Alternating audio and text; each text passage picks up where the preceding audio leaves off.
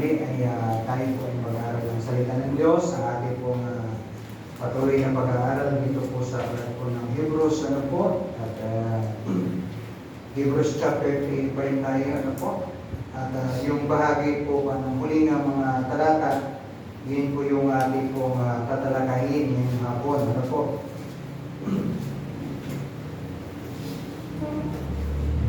dito na po tayo sa Hebrews chapter 3 down to verse 7 hanggang doon sa verse 19.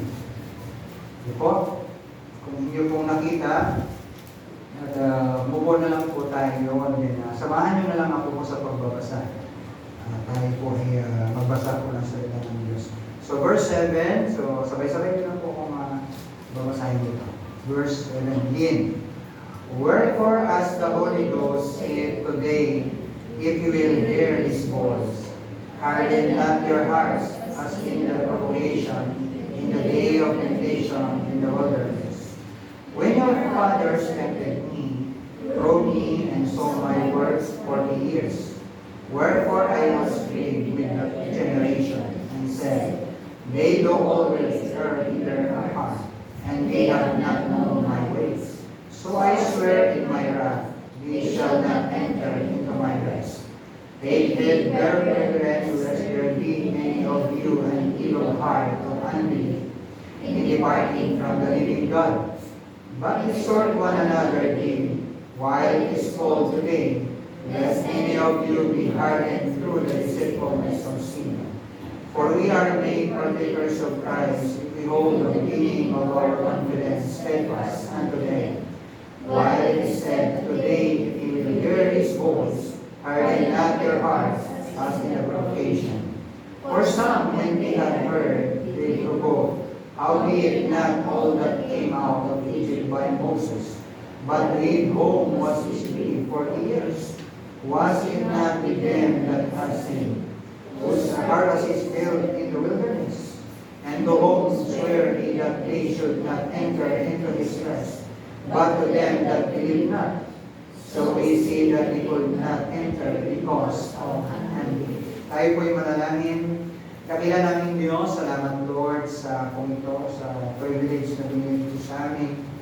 Na muli po kami nagkakatipon sa araw ng panalangin. Salamat Lord sa presensya ng mga kapatiran sa kabila ng hindi maganda ang panahon. Pero Lord, narito pa rin kami para gawin pa rin ang inyong pong kalooban sa aming pong mga puso sa oras nito.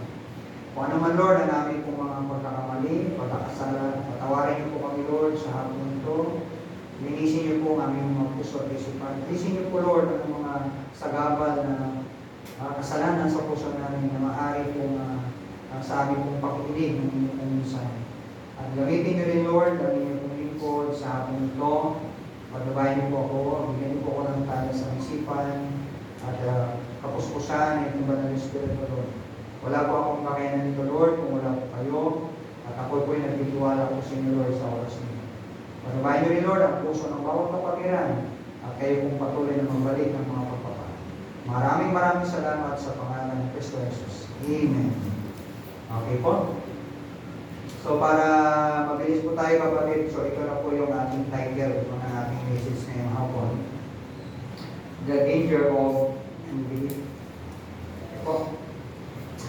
So dito po sa story po ng Israelita, mga kapatid, nagkaroon dito po ng hindi tama ang puso ng mga Israel, no? At dahil sa kanilang maling paniniwala at hindi sila niniwala kay Moses, so sa marami silang mga reklamo, no? Kaya marami pong namatay sa wilderness, no? Because of unbelief, no po? At iba hindi nakapasok sa promised land. So kahit si Moses ay hindi rin siya nakapasok, no, sa promised land, no? Dahil sa unbelief. At only Joshua, thank you so much, Joshua and Caleb, no, sila lang po talaga ang nakapasok, no, doon sa promised land, no, at halos yung mga malaking tao doon ay pinatay nila, no. Dahil naniwala po si Caleb at saka si Joshua na meron silang malaking Diyos. Kahit malaki yung mga higante yung mga tao doon, pero tinulungan sila ng Diyos kung paano nila ma-conquer, no? Ma-overcome, no? Yung mga panganib na yun. So now, mga kapatid, bakit sinabi kong the danger of unbelief? Ano po? Kung mapapansin niyo po dyan, mga kapatid, no? Kung makita niyo po doon sa verse 13, sabi niya, but exhort one another daily, while it is called today, lest any of you be hardened through the deceitfulness of sin. Kasi ito naging problema naman talaga ng mga Israelita. Paulit-ulit nila talaga ginagawa yung pagkakasala sa Panginoon. Kaya kung isipin niyo po, no, ang tawag kasi sa mga taong ito ay stiff-necked people. Baga, mga matitigas ang ulo, no? At nandun na yung blessing ng Diyos, nandun na yung mga pagpapala ng Diyos na nila, iningatan sila ng Diyos sa loob ng 40 years, no? Sipin mo, no, 40 years, no, hindi sila binabayaan ng Diyos, pero nagre-reklamo pa rin sila, mga kapatid, ano po? So, nakagawa pa rin sila ng kasalanan, no? Kahit si Aaron, no, doon ay nakasama doon sa paggawa ng kasalanan, ng paggawa nila ng golden calf. No? Habang si Moses ay nasa Mount Sinai, no? So, akala nila noon ay hindi na po bababa si Moses. So, gumawa sila ng ginituang baka at nagkaroon ng kasalanan. So, dito po mga kapatid, no, makita po natin dito, no, sa mga verses na ito, actually talaga may kasalanan po talaga dito. At ito po yung nanatili sa puso ng mga tao sa Israelita. Ano po? So, siyempre mga kapatid, no, sa isang tao, kapag may kasalanan sa kanyang puso, ito rin talaga maging hadlang sa isang tao para malasap niya po yung kaligtasan because of sin. Tingnan niyo po yung mga Israelita, no? Marami pong namatay, marami pong hindi nakapasok sa promised land, mga kapatid, because of unbelief, because of sin na nangyari. So now, ayon po sa Biblia, no, sa Romans chapter 10, in verse 13, at malinaw din po yun, at ginagamit po natin yan sa ating pong soul winning. Sabi doon, at kung makakabisado nyo doon, sabi niya, for whosoever shall call upon the name of the Lord shall be saved. So, totoo man naman yun, no? At kung sino man tumatawag sa pangalan ng Panginoon ay maliligtas. At binanggit din, no? At malinaw din ang John 3:16, sabi yun, for God so loved the world that He gave His only begotten Son, that whosoever believeth in Him should not perish but have everlasting life. So, kung ang tao, kapatid, ay patuloy pa rin nagkakasala, no? Hindi po nila talaga, no, makikita, no, yung kaligtasan. But, thankful tayo kay God, no, dahil tayo dati makasalanan, so nilipat tayo ng Diyos, no, sa liwanag. So, nagkaroon tayo ngayon ng pag-asa, dahil meron na tayo pong kaligtasan. Yes, nobody, mga kapatid, sa ating pong bilang mga tao, nobody is perfect, lahat tayo nagkakasala. Tama po ba, no? Kahit yung mga Israelita, no, nagkakasala po sila. So, hindi po sila, wala silang pagkakaiba sa atin. So, nobody is perfect, no? Dahil nasa nature po tayo ng kasalanan. Siguro, pagdating ng araw, mga kapatid, na pag nasa langit na tayo, talagang perfect body na po tayo. Wala na tayong kasalanan. Hindi ka na mag-isip na masama sa iyong kapwa, hindi ka na mag-isip po ano pa, mga kapatid, ano po. Kasi, perfect eh. Wala ka ng kasalanan. So now mga kapatid, ano po, at ito pa, no, so ano itong kasalanan nito? No, anong klaseng kasalanan nito, kapatid, na nangyari po dito po sa mga Israelita? So, ang kasalanan nito, kapatid, ay walang iba yung kawalan ng paniniwala o unbelief. Yun yung number one na kasalanan po talaga ng mga Israelita, yung kawalan ng pananampalataya. Ano po?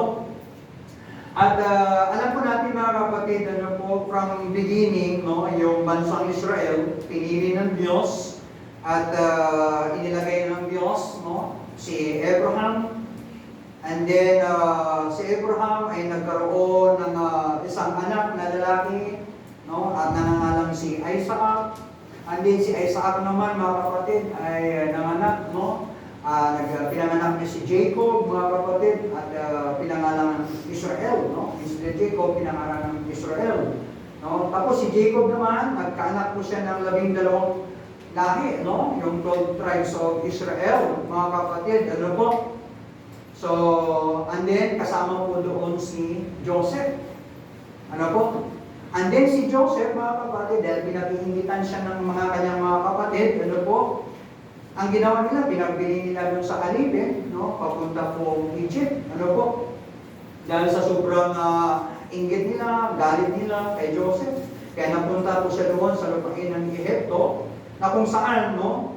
Ay nung nandun na siya, no? Hindi siya pinabayaan din ng Diyos, tinulungan din siya ng Diyos, mga kapatid, ano po? Para po ay gamitin po siya doon, no? Para magiging maging prinsipe, no? Doon sa Egypt, sa under of Potiphar, mga kapatid, ano po? And then nung nagmaglaw yung mga pangyayari niya, mga kapatid, no? So lahat ng pamilya ni Jose, no? Nung nalaman nila na yung anak ni Jacob for how many years hindi niya nakita, ay nandun pala sa Egypt. So, after nung nagkaroon ng famine, mga kapatid, ano po? So, doon na niya napagtanto, no, na ang kapatid nila ay nasa Egypto. So, pinababa ni Joseph, no, yung kanyang mga mahal sa buhay, patungong Egypto, mga kapatid. So, hanggang makalipas ang ilang taon, mga kapatid, andun, namuno na, no, si Parao. Kaya nagkaroon na ng kapangyarihan o yung Parao na ito para takutin yung mga Israelita. Ano po? So bakit sinasabi ko ito, kapatid? Ito kasi summarize lang natin yung story na ito bago natin mapuntahan, no, yung pinaka-highlight ko dito. So ang nangyari sa mga Israelita, ginawa silang alipin, no, ng mga Ehipto. Di ba? Nagdusa sila sa loob ng 400 taon, mga kapatid. Ganon po yung paghihirap nila, no, sa ilalim ng pag-aalipin ng mga Ehipto. Pero, ginamit ulit ng Diyos si Moses, ano po, para pamunuan ang mga Israelita, para ilabas ang mga Israelita sa Ehipto, pabalik sa Kanaan. Yung Kanaan is the promised land, mga kapatid, na kung saan prepared ng Diyos para sa kanila. Ano po? So dito po, mga kapatid, no, kung makita natin yung mga text nito, mga kapatid, no, ito kasi yung pinakasusi kasi dito. Mayroong pinakasusi dito, mga kapatid, kung bakit hindi po sila nakapasok sa promised land. Kasi doon sa verse 19, tingnan niyo po sabi ng verse 19, so we see that they could not enter because of unbelief. Yun yung pinakasusi dyan, kapatid, ng chapter na yan. Ano po? Because of unbelief. Ano po? So, ibig sabihin, yung kawalan ng pananampalataya, mga kapatid, yun daw nagpapakita sa kanila ng malaking panganib o danger. Ano po? Because of unbelief. So now, ano itong panganib nito, kapatid? Ang panganib nito, yung kawalan ng pananampalataya. Para hadlangan sila, para hindi sila makapasok, no, sa rest ng Panginoon o sa kapahingan ng Panginoon. Kung makita niyo po doon, mga kapatid, ano po, doon sa verse 11, so sabi na, so I swear in my wrath, they shall not enter into my rest. Dahil sa kanila kung kasalanan, sa sobrang galit po ng Panginoon, mga kapatid, no? Kaya hindi sila nakapasok sa kapahingan ng ating pong Panginoon. Kasi, kapatid, ang kapahingan ng Panginoon Diyos dito, ang ibig sabihin, no, ay para ito sa mga Israelita, no, na ito po yung promised land, no, yung lupain ng Kanaan. Na ang Kanaan ito ay magiging kapahingan nila mula sa paglalakbay nila, no, galing po sa Ehipto tungo sa wilderness, mga kapatid. Ano po? So, sa ating pong mabuhay bilang mga Kristyano, mga kapatid, so ano daw ang kapahingan ng Diyos para sa atin? Sa ngayon, kung ang rest nito ay binigay ng Diyos para sa mga Israelita, So sa ating bilang mga Kristyano, ito yung ating kapahingahan. At ito yung sinabi ng Diyos sa Matthew chapter 11, verse 28. Pakibasa po natin. Ano po? At malinaw naman po yan, mga kapatid. At palagi natin, paborito kong verse din yan, no? Matthew chapter 11, lahat mga nabibigatan, mga kapatid, no? Ay lumapit lang tayo sa kapahingahan ng ating pong Panginoon. Ang sabi ng Matthew chapter 11 in verse 28, ang sabi po diyan, mga kapatid, come unto me. So yung invitation ng Panginoong Hesus, no? Sabi niya, magsilapit kayo sa akin, sabi niya, all that labor are heavy laden, no? And I will give you rest. No? So sa lahat ng mga nabibigatan, no? Ay lumapit kayo, sabi ng Panginoon. Kapatid, no? Nakita ko po ito, so ang rest na tinutukoy niya, kapatid. So yung kapahingahan daw ng Diyos para sa atin ay ang pagpapala ng kaligtasan na kay Kristo Jesus. No? Yun yung atin no? Thank the Lord, no? Na mayroon na tayong salvation. So ang ibig sabihin, mga kapatid, no, yung labor dyan, no? Lahat ng mga napapagod, lahat ng mga nabibigatan, ano po, magsilapit kayo, sabi ng Panginoon. Kaya totoo, mga kapatid, no, pag tayo lumapit sa Panginoon, no, naging magaan ang maging buhay. Tama? No? Pag ikaw ay lumalapit sa Panginoon. Ano po? So, kung paano daw ang mga Israelita ay napapagod, no? Bira mo, 40 years. 40 years na nasa ilang po sila, kapatid, ano? Eh, wala namang ano doon, no? Walang puno, bato lang, no? Mga matatalim pa yung bato, maalikabok, mga kapatid, no? Kung titingnan mo, tolda lang yung bahay nila. Tapos, kaya nung 40 years, naniligo kaya sila doon. 40 years. Eh, wala namang tubig doon. Kapatid, isipin mo, ano? Nagkaroon na ng tubig doon, nagalit na si Moses, ano? Dahil sa katigasan ng ulo nila, dahil sa pagre-reklamo nila sa Panginoon. Nagpakita na ang Diyos ng mga pagpapala sa kanila, pero hindi pa rin sila napapagod sa kaka-reklamo kung mga kapatid, ano po? So, isipin mo, no? Napapagod sila, no? Sa pag-alala nila doon sa ilang, no? At ninais nila magpahinga doon sa Kanaan, kaya hindi sila makarating because of unbelief. No? Dahil sa kanila po, maling paniniwala, no? Kaya totoo, mga kapatid, no, na ang mga tao ngayon, di ba? Sa panahon natin, ang mga tao ngayon, pagod na sa pag-alagala. Tama? Ano yun? Pag-alagala sa ilang ng kasalanan. Di ba? So, kailangan ng tao yung kapahingahan ng ating Panginoon. So, yung mundong ito, kailangan ng rest. Kailangan nila ang Panginoong Hesus bilang Panginoon nila at tagapagligtas. Kung ang mga Israelita, no, for 40 years, pag-alagala sila, pagod na pagod sila. No? So, ganun din ang mundo natin, mga kapatid. So, now, sa ating pong mga puntos ngayong hapon, mga kapatid. So, why is unbelief dangerous? So, bakit? No? Bakit daw ang maling paniniwala ay mapanganib? Ano po? So, number 1, makita po natin verse 7 to 11. Tingnan niyo po ng Hebrews chapter 3, verse 7 to 11. Unang makita po natin why unbelief, tama ba? I'm sorry. Okay. So, bakit daw ay mapanganib, no? Itong kawalan ng pananampalataya. So, dito po sa verse 7 to 11, sabi niya, wherefore, as the Holy Ghost say today, if you will hear His voice. Actually, mga kapatid, no? Kanina po, habang po tinitingnan itong mga verses, no? Actually, hindi dapat itong maging message ko no? Pero na-divert, mga kapatid. Actually, ang mini-message ko talaga dito, mga kapatid, is about today. yung word na today dyan. So, 3 times na binanggit yung word na today, no? So, yun po dapat ang message ko. Sabi niya, today, if you will hear His voice. Kaya lang, no? Para sabi ko, Lord, baka iba yung nais mong iparating. So, sabi diyan, mga kapatid, harden not your hearts, no? As in the provocation, in the day of temptation, in the wilderness. When your fathers tempted me, probed me, and so my words 40 years. Wherefore I was grieved with that generation, and said, they do always err in their heart, and they have not known my way.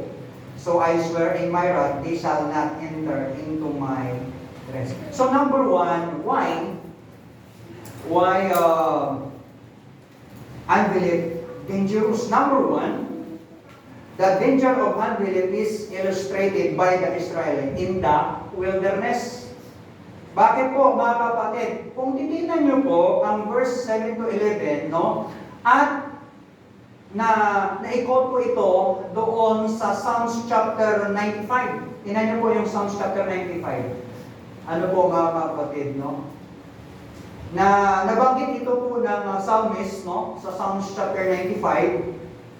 At pareho din silang verses, ano po, sa Hebrews chapter 3, verse 7 to 11. Ito naman, Psalms chapter 95, verse 7 to 11. So pareho po yun, mga kapatid.